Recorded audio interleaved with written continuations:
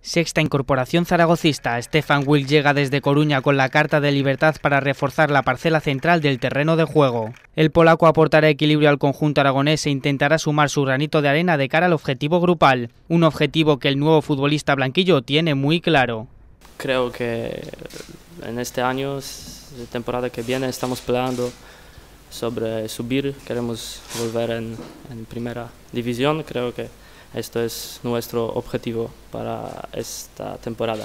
Para ello, lo primero que desea el polaco es mirar al futuro y olvidar las lesiones que le lastraron como jugador del Depor. No me gusta esto, pero es normal que el jugador no le gusta cuando tiene lesiones, cuando está lesionado.